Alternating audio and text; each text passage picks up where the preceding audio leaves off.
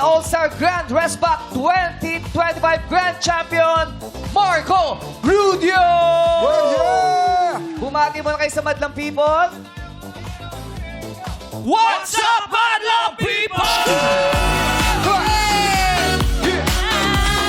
Marco Rudio, syempre pasalamatan din natin ang banda mong The Band Dogs. It's been a year since nakagawa ka ng marka or Marco, syempre sa All-Star, TNT All-Star Grand Resback 2025 kung saan ikaw ang Grand Champion. Yun yung talagang malalang kantahan, no? Everyday parang finals. Ano naman ang mga blessings and opportunities na nagbukas para sa'yo after that big win? Ano siya ate, sobrang dami niya kasi dumami yung gigs, unang-una. Oo, all over the world, diba? Yes po. Dumami yung gigs. At syempre, nagkaroon ako ng konting pangpatayo ng studio ko. Wow! Yun, dahil po sa TNT and sa Showtime yun. Ayun, naipatayo ko po yung dream na studio ko. So, talagang babad po talaga ako Make sa studio. music. Parang ikaw may home studio. Opo.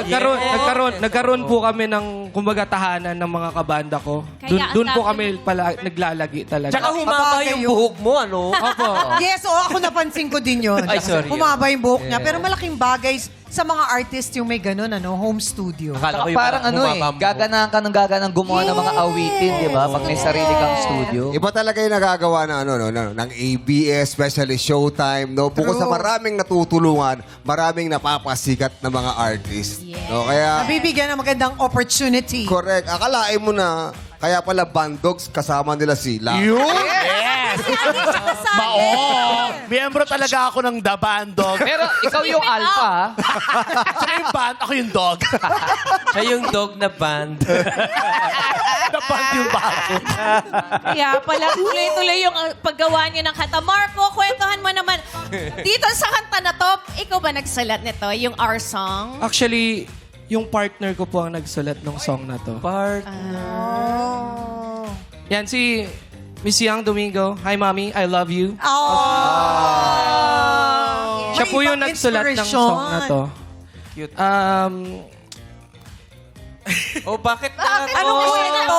Naiiyak siya. Yung mga rap, Bakit kasi yan? mga emotional talaga kayo. No? Kwento mo yan. Di kasi medyo matagal na po itong song na to. Baga, nung nasa semifinals pa lang po ako ng TNT, we had a parang rough na start sa relationship namin. Hindi siya perfect. And nung time na yun, kasi meron po akong parang studio dun sa kwarto ko lang. Then sabi ko sa kanya, kasi writer po siya noon dati, that time.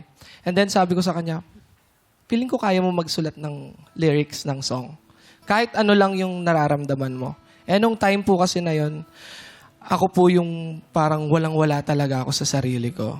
Na kumbaga, nung time po kasi na yun, dun ko naramdaman na magkaroon ng konting pera.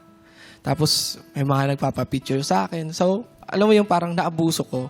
Naabuso ko siya. And then that time, siya lang yung nag-stay, siya lang yung naniwala. Pero